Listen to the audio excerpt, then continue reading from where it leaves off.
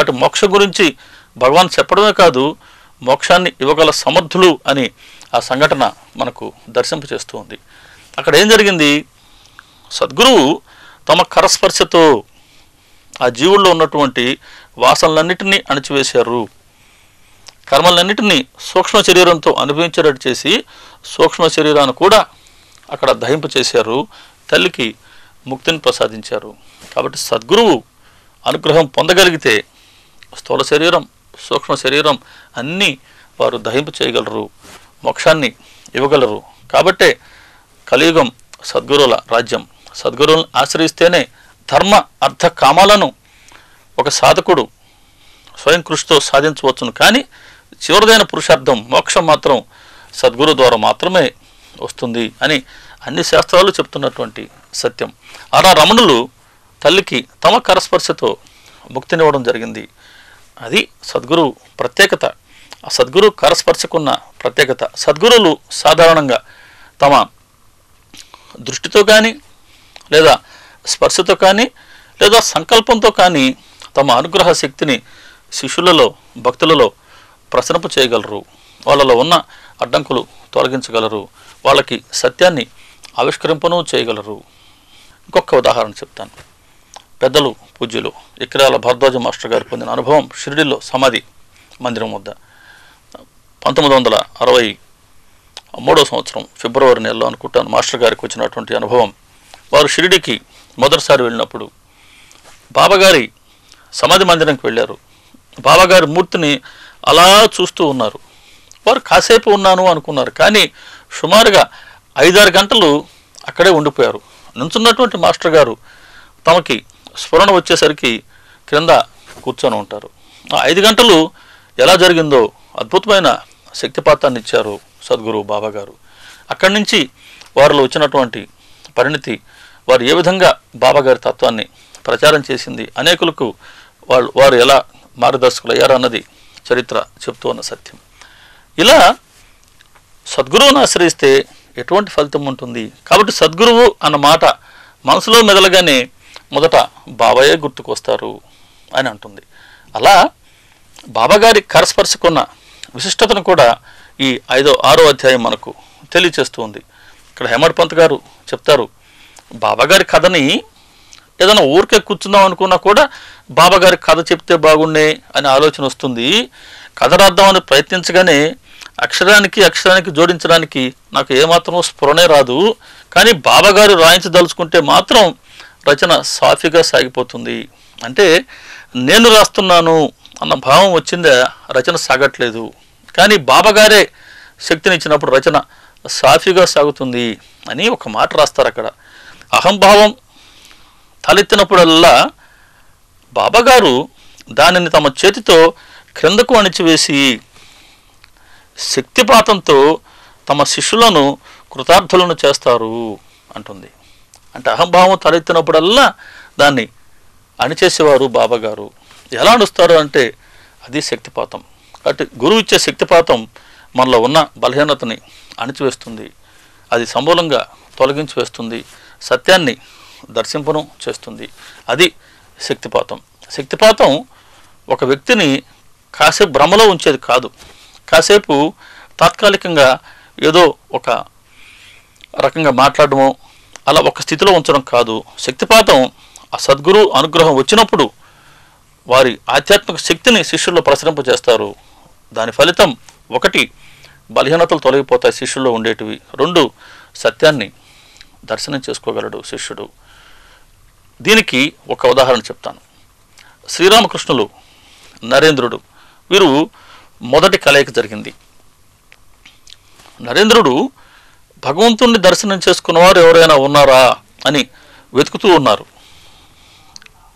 శ్రీరామకృష్ణులు తమ ఆవిష్కరించుకున్న ఆధ్యాత్మిక సత్యాలని ప్రపంచానికి తెలియజేయగల ఒక శిష్యుడి కోసం వారు ఎదురు చూస్తూ ఉన్నారు. అలా వారు ఒక శిష్యుడి కోసం ఎదురు చూస్తూ ఉన్నారు.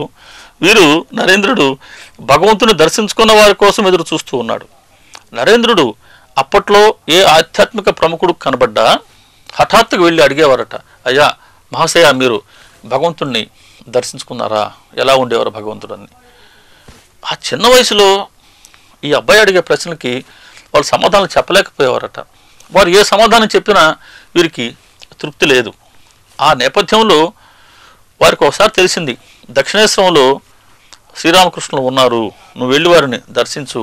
వారు చాలాసార్లు భగవంతుడిని దర్శించుకొని ఆ అనుభూతిలో, ఆ సమాధి స్థితిలో అలా ఉండిపోతారు అని చెప్పడం జరిగింది. విలియం హెస్టీ అనే ఒక ప్రిన్సిపాల్ చెప్పడం జరిగింది నరేంద్రుడికి. దక్షిణేశ్వరంకి మొదటిసారి వస్తారు. మొదటిసారి వస్తే ఇదే ప్రశ్న అడుగుతారు. మొట్టమొదటి ప్రశ్న రామకృష్ణులకు వేసింది నరేంద్రుడు, మహాశయ మీరు భగవంతుణ్ణి దర్శనం చేసుకున్నారా, మీరు భగవంతుణ్ణి చూశారా? శ్రీరామకృష్ణులు చాలా స్పష్టంగా చెప్పారు, అవును దర్శనం చేసుకున్నాను, నిన్ను ఎలా చూస్తున్నానో ఇంతకన్నా స్పష్టంగా దర్శనం చేసుకున్నా అంటూ, నేనే కాదు నువ్వు కూడా ఇంకా స్పష్టంగా దర్శనం చేసుకోగలవు, నీకు ఆ వ్యాకులత అంటూ ఉంటే అని అంటారు. సరే కాసేపు వారితో కూర్చుంటారు. అప్పటి వరకు నేను భగవంతుని దర్శనం చేసుకున్నాను అని ఖరాఖండిగా చెప్పిన వారు ఎవరు లేరు నరేంద్రులకి. సరే శ్రీరామకృష్ణులు నరేంద్రుడిని మరొకసారి రా త్వరలో అని ఆహ్వానిస్తారు. ఒక్క నెల రోజుల తర్వాత నరేంద్రుడు వెళ్తారు దక్షిణేశ్వరంకి. రామకృష్ణులు ఒక్కరే గదిలో కూర్చొని ఉంటారు. నరేంద్రుడు గదిలోకి వెళ్తారు. ఆయన ఒక మంచం మీద కూర్చొని ఉంటారు. రామకృష్ణుల మంచం మనం చిత్రపటంలో చూసే ఉంటాం. నరేంద్రుడు రాగానే ఆప్యాయంగా రా కూర్చో అని ఆహ్వానించి తన పక్కన కూర్చోబెట్టుకొని నరేంద్రుడి వైపుకి తదేకంగా చూస్తూ హఠాత్తుగా తమ కుడికాలు తీసి నరేంద్రుడి నుదురికి తాకిస్తారు. అంతే, నరేంద్రుడు కళ్ళు తెరుచుకొనే ఉన్నాడు, కానీ ఏం జరిగిందో నరేంద్రుడే చెప్తాడు. ఆ క్షణం రామకృష్ణుల పాదం ఎప్పుడైతే నన్ను స్పృశించిందో వెంటనే ఆ గదిలో ఉన్న గోడలు, ఆ గదిలో ఉన్న సామాను, అన్ని మంచం ఇవన్నీ కూడా గిర్రని తిరుగుతూ ఉన్నాయి. ఒక్కొక్కటి శూన్యంలో లయమైపోతూ ఉన్నాయి. చివరికి నేను కూడా అందులో కలిసిపోతూ ఉన్నా. నాకు భయం వేసింది, బహుశా నేను అనే స్ఫురణ వెళ్ళిపోతుందేమో, ఇదేనా మరణం నా కళ్ళ ముందు ఉంది అని అనిపించి ఆ వయసులో ఆయన దాన్ని సరిగ్గా స్వీకరించలేకపోయారు. అప్పటికి మానసిక పరిణితి లేదు వారికి. అమ్మో నా తల్లిదండ్రులు ఉన్నారు, నన్ను ఏం చేస్తున్నారో ఈ మహాశయుడని, మహాశయ మీరు నన్ను ఏం చేస్తున్నారండి, నాకు తల్లిదండ్రులు ఉన్నారు అని గట్టిగా అరుస్తాడు. వెంటనే రామకృష్ణులు గట్టిగా నవ్వుతారు. అవునా, నీకు తల్లిదండ్రులు ఉన్నారా, సరే ప్రస్తుతానికి ఇది చాలు, అంతా ఒకేసారి వద్దులే, సకాలంలో అంతా జరుగుతుంది అని ఒక్కసారి మళ్ళీ అలా అంటారు. అలా అనగానే అప్పటి వరకు నా అనుభవం వెళ్ళిపోయింది. మళ్ళీ మామూలు స్థితికి వచ్చారు నరేంద్రుడు. గోడలు అలాగే ఉన్నాయి, గది అలాగే ఉంది, ఫర్నిచర్ అలాగే ఉంది, తను అలాగే ఉన్నారు. ఆ క్షణం, ఒక్క క్షణంలో వచ్చినటువంటి అనుభవం ఇదంతా. అది గురువు శక్తిపాతం. ఆ శక్తిపాతాన్ని వారు శిష్యుల్లో ప్రసరింపచేసి ఇచ్చిన అనుభవం ఏంటి అని అంటే, సత్యాన్ని దర్శింపచేశారు తమ శిష్యుడి చేత, నరేంద్రుడి చేత. ఏంటి సత్యం అంటే, ఉన్న వస్తువులన్నీ ఎప్పటికైనా సరే శూన్యంలో లయం కావాల్సిందే. కారణం ఉన్న భగవంతుడు ఒక్కరే, వారికి ఆకారం లేదు, రూపము లేదు, నిరాకారుడు భగవంతుడు. కాబట్టి ఆ భగవంతుల్లోనే, ఆ భగవంతుడి నుంచే అన్నీ ఉద్భవించాయి. తిరిగి ఎప్పటికైనా తిరిగి భగవంతుల్లో ఐక్యమై తీరవలసిందే. ఈ సత్యాన్ని ఆయన దర్శింపచేశారు. కానీ అప్పటికి వారు దాన్ని స్వీకరించే స్థితి లేకపోవడం మూలాన భయపడ్డారు. రామకృష్ణులు కూడా అంత ఒకేసారి వదిలే, మెల్లగా సకాలంలో అన్నీ తెలుసుకుంటావు అని అంతటితో వదిలేశారంటే గమనించండి, వారు తలుచుకుంటే వారి స్పర్శతో సత్యాన్ని దర్శింపజేశారు. వారి తిరిగి స్పర్శతో, వారి సంకల్పంతో మళ్ళీ మామూలు స్థితికి తీసుకురాగలిగారు. అది సద్గురువులు. అందులో ఎటువంటి స్వార్థము లేదు. తనకు కావలసిన శిష్యుడు దొరుకుతున్నాడు, ఇతన్ని చక్కగా మలుచుకుంటే తాము ఆవిష్కరించిన సత్యాలని ప్రపంచానికి తెలియచేస్తాడు అనే ఒక ఆశ. ఆ ఆశే నరేంద్రుణ్ణి తమ వద్దకు తీసుకొచ్చిందని చెప్తారు రామకృష్ణుల ముందు. అమ్మే నా వద్దకు తీసుకొచ్చింది నా పుత్రుణ్ణి. పుత్ర సమానంగా, పుత్ర ప్రేమతో ఆయన్ని ప్రేమిస్తారు రామకృష్ణులు. అలా ఉంటుంది శక్తిపాతం అని అంటే. అలా సద్గురువులు శక్తిపాతాన్ని ఇస్తారు, తమ శిష్యులను కృతార్థులను చేస్తారు అంటుంది సచరిత్ర. మరి సత్యాన్ని దర్శించుకోవాలి అని అంటే, లేదా ఈశ్వర ప్రాప్తి కోసం 4 మార్గాలు ఉన్నాయి. కర్మ మార్గం, జ్ఞాన మార్గం, భక్తి మార్గం, యోగ మార్గం. ఈ 4 మార్గాల్లో దేని నుంచి మనం ప్రారంభించినా, అంటే దేని నుంచి మనం మొదలైనా, చివరికి అవి మనల్ని గమ్యానికి చేరుస్తాయి అని రాస్తుంది ఒక ఓవి. గమ్యం ఒకటే, ఆ గమ్యమే భగవంతుడు. గమ్యాలు అని లేదు, గమ్యానికి చేరుస్తాయి. గమ్యం అయితే ఒకటే, ఉన్న భగవంతుడు ఒక్కరే, ఉన్న దైవశక్తి ఒక్కరే. ఆ ఒక్కరిని దర్శించుకోవడానికి ఇన్ని పద్ధతులు ఉన్నాయి. కర్మ మార్గం ఉంది, జ్ఞాన మార్గం ఉంది, భక్తి మార్గం ఉంది, యోగ మార్గం ఉంది. ఈ 4గిట్లో దేని నుంచైనా మనం మన ప్రయాణం సాగిస్తే ఆ మార్గంలో మనం చేరుకునేది ఆ ఒక్క భగవంతుడినే. దీన్ని చెప్తారు రామకృష్ణులు. మతాలు ఎన్నో, మార్గాలు అన్నీ.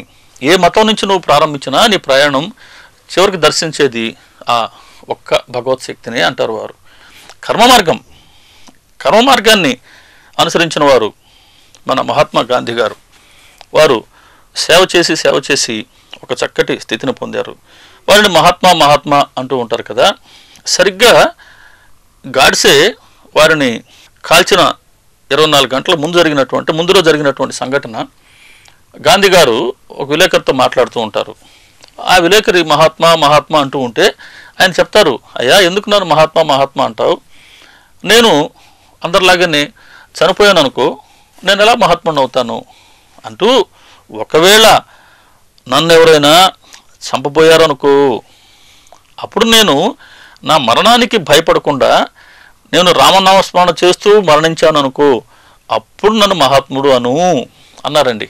ఖచ్చితంగా ఈ మాట వారు చెప్పిన 24 గంటల లోపే వినాయక్ గాడ్సే వారిని కాల్చటం, గాంధీ గారు ప్రాణభయం లేకుండా, ప్రాణాల కోసం వారు అరవకుండా హే రామ్ అని అంటూ ప్రాణం వదలడం మన చరిత్ర మనకు చెప్తూ ఉంది. కాబట్టి నిజంగా వారు మహాత్ములే. 24 గంటల ముందే వారి ముఖతానే వచ్చినటువంటి సత్యం అది.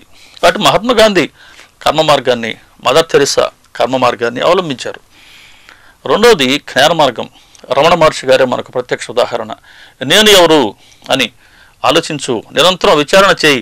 ఆ విచారణ నేను అనేది ఎక్కడ ప్రారంభమవుతుందో దాన్ని పట్టుకో, దాని వెంటే ఉండు, నువ్వు సత్యాన్ని దర్శించుకోగలవు. జ్ఞాన మార్గం వారిది. శ్రీరామకృష్ణులు వారిది భక్తి మార్గం. భక్తి మార్గంలో సంకీర్తన. మన బాబా గారిది భక్తి మార్గంలో శరణాగతి. అందుకే చెప్తుంది సచరిత్ర, కాయావాచ మనస. బాబా గారికి సాష్టాంగ పడితే ధర్మ అర్థ కామ మోక్షాలు మనం కోరుకోకుండానే తమంతట తామే మన హస్తగతం అవుతాయి. బాబా గారి మార్గం శరణగతి. చివరిది యోగ మార్గం. హిమాలయస్లో ఇప్పటికీ శరీరంతో ఉండేటువంటి బాబాజీ గారు, లాహిర్ మహాశయులు, పరమహంస యోగానంద గారు, ఇటువంటి మహానుభావులందరూ యోగ మార్గాన్ని అవలంబించి ఒకే భగవంతుణ్ణి దర్శించుకున్నవారు. ఇలా మార్గాలు ఎన్నో ఉన్నాయి. కానీ వీటిల్లో దేని మనం అనుసరించాలో అది మన సంస్కారాలకు బట్టి ఉంటుంది, మనం చేసే ప్రయత్నాన్ని బట్టి ఉంటుంది, మనం ఎవరిని ఆశ్రయిస్తామో ఆ గురువుని బట్టి కూడా ఉంటుంది. అందుకే సద్గురువుని ఆశ్రయిస్తే ఇవన్నీ ఎటువంటి కష్టం మనం పడకుండా, ఈ మార్గంలో ఇదివరకే వారు అన్నీ తెలిసిన వారు కాబట్టి మనల్ని ఆ మార్గంలో సురక్షితంగా అవతలికి చేర్చగలరు అంటుంది సచ్చరిత్ర. అందుకే భక్తితో బాబాగారిని ఆశ్రయిస్తే, సద్గురువును ఆశ్రయిస్తే మొట్టమొదటి అవి చెప్పింది, పరమార్థంలోనైనా ప్రపంచ వ్యవహారంలోనైనా నావికుడు కానీ సద్గురువు అయితే వారు మనల్ని అవతల తీరానికి సురక్షితంగా చేర్చుతారు అని. మరి రేపటి కార్యక్రమంలో భక్తి మార్గం యొక్క ప్రత్యేకత ఎటువంటిది, అలాగే భగవంతుడు, మాయ, జగత్తు, ఈ మూడింటి మధ్య ఉన్న సంబంధం ఏమిటి అనే వివరాలు మనం రేపటి కార్యక్రమంలో దర్శించుకుందాం.